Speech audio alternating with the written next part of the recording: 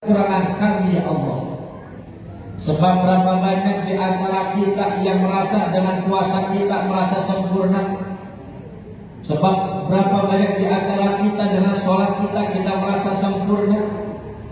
Merasa sempurna dengan Quran yang kita baca, dengan seluruh amalan-amalan perbuatan amal ibadah yang kita laksanakan. Padahal kata Nabi, kam min shaimin laisa lahu min siyamihi ilal ju' wal atas. Berapa banyak orang yang melaksanakan ibadah puasa ternyata hanya mendapatkan rasa lapar dan haus saja. Na'udzubillah summa na'udzubillah min dzalik. Maka kita berharap kepada Allah dengan doa yang kita baca, wal tatim, dan sempurnakanlah. Mudah-mudahan sebuah rangkaian ibadah kita sempurna di sisi Allah Subhanahu wa taala. Amin ya rabbal, amin ya rabbal. Makan lemper campur melon, makan lemper campur melon, makan lemper campur melon. Udah pada lapar belum? Wis. Para bapak, ibu, jamaah sekalian yang dimuliakan oleh Allah Subhanahu wa taala. Saat ini kita sudah berada di penghujung bulan suci Ramadan. Separuh sudah meninggalkan kita. Dhahaba nisfuhu, telah pergi separuh. Maka separuh yang belum pergi ini adalah merupakan emas bagi kita semua. Cuma kalau dilihat-lihat rata-rata kalau sudah 10-20 terawih yang kesonohnya rata-rata kita udah pada kendor. Ya Pak ya? Ya Pak ya? Tadinya sopnya rapat banget. Begitu masuk malam ke 10, 11, 15, 17, 20 Ramadan hilang setengah. Ada yang begitu? Ada yang begitu? Banyak. Makanya tipe-tipe di dalam Ramadan itu seorang muslim macam-macam. Yang pertama ada yang disebut dengan abdan muti'an, hamba Allah yang taat. Siapa hamba Allah yang taat ini? Ketika masuk Ramadan, sebelum Ramadan, hamba Allah ini memang taat. Baca Quran memang sudah jadi kebiasaan. Sholat gak pernah dia tinggal, ngaji memang rajin. Masuk Ramadan tambah rajin, tambah bagus ibadahnya kepada Allah. Selepas Ramadan ternyata ini orang yang disebut dengan masuk kategori orang-orang yang menang di sisi Allah Subhanahu wa taala. Alhamdulillah. Namanya abdan muti'at, hamba Allah yang taat. Lalu ada lagi abdan Ramadhani, hamba Allah yang saat jadi hamba Allah pada saat Ramadan doang. Sebelum Ramadan gak rajin ibadah, sebelum Ramadan gak pernah ke masjid, sebelum Ramadan gak pernah ngaji, sebelum Ramadan gak pernah pakai kerudung, auratnya selalu terbuka. Begitu masuk Ramadan, ternyata Ramadan berubah dirinya 100%. Ngaji paling dulu, baca Quran gak pernah dia tinggal. Bangun tengah malam, sholat tahajud, sholat hajat, taubat, sunnah-sunnah yang lainnya selalu dikerjakan. Selepas Ramadan balik lagi. Ada nggak yang model begitu? Ada. Ada nggak begitu? Ada. Banyak. Mana orangnya Pak? Ngumpet. Gak datang ya Pak ya. Insyaallah yang akhir hamba-hamba Allah yang hamba Allah yang soleh dan solehah semua. Amin ya rabbal. Ada lagi hamba Allah yang jadi ternyata dengan masuknya Ramadan enggak berubah kebiasaannya, enggak berubah dirinya. Sebelum Ramadan emang enggak pernah ibadah, enggak pernah ke masjid, enggak pernah baca Quran. Begitu masuk Ramadan juga ternyata sama saja, tidak berubah kebiasaannya sedikit pun. Bukan mah ikut tengah malam dia sahur juga bangun, baju lebaran paling repot. Ada nggak yang model begitu? Tapi tengah hari-hari nggak puasa, ada nggak begitu?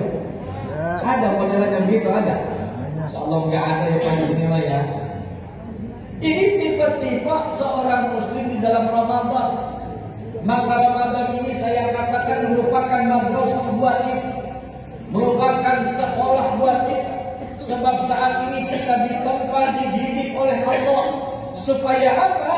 La'allakum tattaqun, supaya kita jadi hamba Allah yang bertakwa. Alhamdulillah. Orang puasa ujiannya banyak banget, Pak. Ya banyak. Kita ini orang yang puasa, orang dicintai sama Allah. Saya teringat satu hadis Nabi, kata Nabi, ahabbukum ilallah. Kata Nabi, ada dua orang yang dicintai oleh Allah. Siapa mereka? Yang pertama, aqallukum tuhman. Yang kedua adalah wa ahabbukum badana. Dua kategori orang yang dicintai oleh Allah. Siapa mereka? Yang pertama adalah aqallukum tuhman, orang yang makannya paling sedikit. Orang yang makannya sedikit-dikitnya makan. Makannya dalam setengah siang-siang dia puasa. Dia tahan hawa nafsunya. Ternyata orang yang dicintai oleh Allah Subhanahu. Dan kalau lihat Nabi hidupnya begitu, Pak. Kalau Nabi itu ketika dia hidup makannya sedikit, kalau kita dikit-dikit makan. Ada nggak begitu? Ada. Kalau Nabi tidurnya sedikit, kalau kita dikit-dikit tidur. Apalagi kalau udah ngaji masuk musola, ada asalnya guru udah nyampe di depan, dia duduk paling belakang, duduk selonjoran mata murni. Ada yang begitu? Ada yang begitu? Ada. Bahkan kata Nabi, aqallukum tuhman, orang yang makannya sedikit, Pak. Orang yang makannya sedikit ternyata justru menjadi orang yang dicintai oleh Allah. Pan kita kalau buka puasa kadang-kadang apa aja kita garis ya, apa aja kita makan. Sebab orang kalau puasa memang spesial banget. Tempo-tempo kalau nggak puasa makanan biasa-biasa aja, tapi kalau buka puasa apa aja ada. Dari mulai es semangka, mulai jus es kelapa, es buah, es teler, kolaknya, nasinya, gorengannya. Itu seorang hamba Allah diuji pada saat mau buka puasa. Begitu azan tiba, Allahu Akbar, Allahu Akbar. Lontong 5 biji, gorengan 3 biji, es kelapa 2 gelas, es teh 3 gelas, es buah 1 mangkok, kolak 2 piring, nasi 3 piring setengah, habis jaga semua. Kira-kira kayaknya apa enggak? Kayaknya ngomong apa? Kayaknya ngomong apa? Kayaknya nyamper teman kita, Waalaikumsalam, Pak lu terawih kagak buka kenyangan. Ada yang udah begitu? Itu kita semua biasanya orang kalau makannya banyak bakal timbul rasa malas. Betul? Betul? Makanya orang kalau sudah kenyang bakal timbul rasa malas. Malas baca Quran, malas sembahyang, malas ibadah, malas tarawih. Ini nafsu yang ada dalam diri manusia. Manusia itu mengikuti hawa nafsu. Yang pertama nafsu lawamah. Ada nafsu malhamah, ada nafsu lawamah. Pertama ada nafsu malhamah, ini urusannya perut. Kumpul makan, gak kumpul makan, pergi bareng saudara makan, pergi bareng teman-teman makan, pergi bareng keluarga makan, apapun makanannya, minumnya teh botol susu. Promosi. Orang kalau sudah kenyang bakal timbul nafsu yang kedua. Apa nafsu yang kedua? Lawamah. Punya 2 sifat. Yang pertama malas di sifatnya manusia, yang kedua serakah di sifatnya manusia.